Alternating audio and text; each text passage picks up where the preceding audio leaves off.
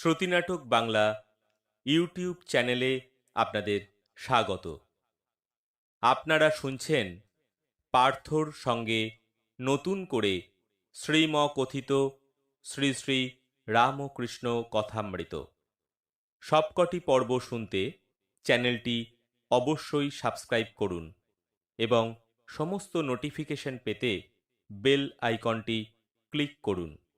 ভালো লাগলে চ্যানেলটি লাইক, কমেন্ট ও শেয়ার করে সবাইকে শোনার সুযোগ করে দিন। শুরু করছি পার্থর সঙ্গে নতুন করে শ্রীমকথিত শ্রী শ্রী রামকৃষ্ণ কথামৃত পর্ব 7। এই পর্বেও আপনারা শুনবেন মাস্টারের সঙ্গে ঠাকুরের তৃতীয় দর্শনের সময় ভক্তদের সঙ্গে ঠাকুরের কথোপকথন।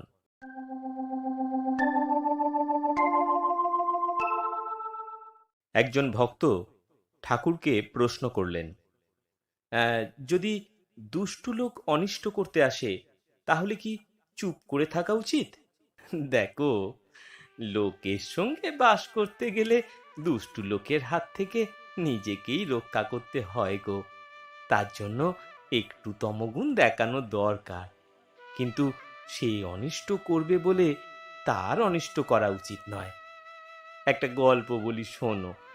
এক মাঠে এক রাখাল গরু চড়াতো।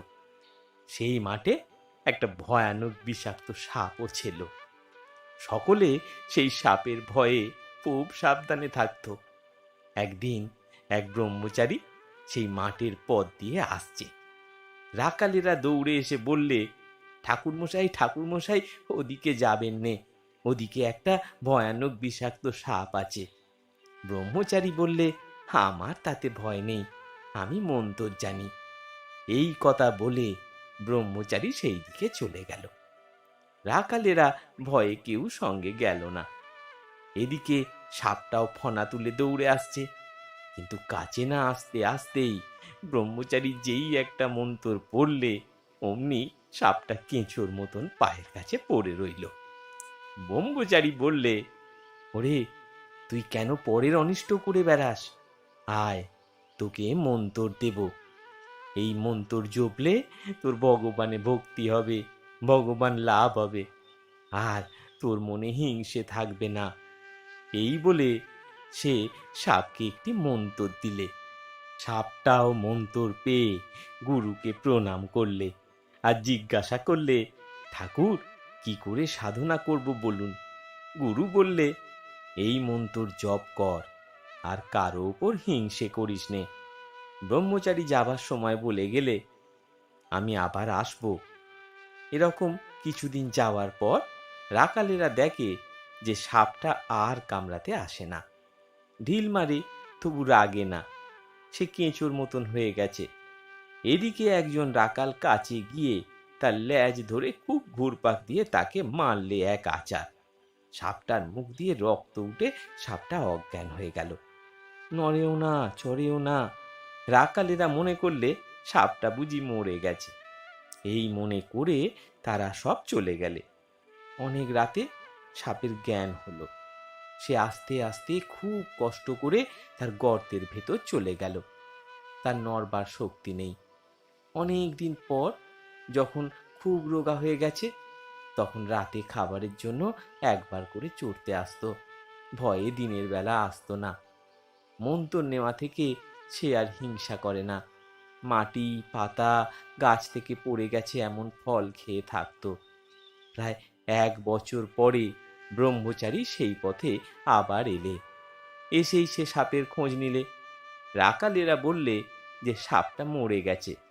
ব্রহ্মচারী কিন্তু সে কথা বিশ্বাস করলে না, কারণ সে জানে যে সাপটা যে মন্ত্র নিয়েছে তা সাধন না হলে দেহত্যাগ হবে না।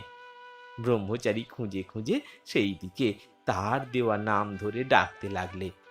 সাপটা গুরুদেবের আওয়াজ শুনে গর্ত থেকে বেরিয়ে এসে ভক্তিভাবে প্রণাম করলে।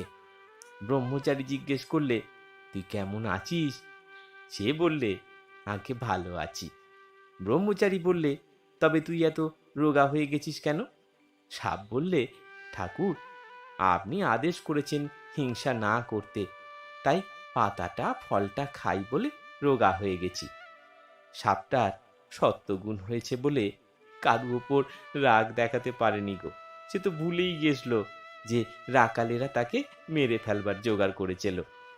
ব্রহ্মচারী বললে, শুধু না খাওয়ার জন্য এরকম তো হয় না, নিশ্চয়ই আরো কোনো কারণ আছে, ভেবে দেখ। সাপটার তখন মনে পড়ল যে রাকালেরা তাকে আচার মেরেছিল। তখন সে বললে, ঠাকুর, মনে পড়েছে, রাকালেরা একদিন আচার মেরেছিল। তারা তো অজ্ঞান, তাই জানে না আমার মনের অবস্থা কি। আমি যে কাউকে কামড়াবো না, ক্ষতি করব না, তারা কি করে জানবে? ব্রহ্মচারী বললে, ছি, তুই এত বোকা, নিজেকে রক্ষা করতে পারিস না? আমি কামড়াতে বারণ করেছি, ফোঁস করতে তো নয়। ফোঁস করে তাদের ভয় দেখাসনি কেন?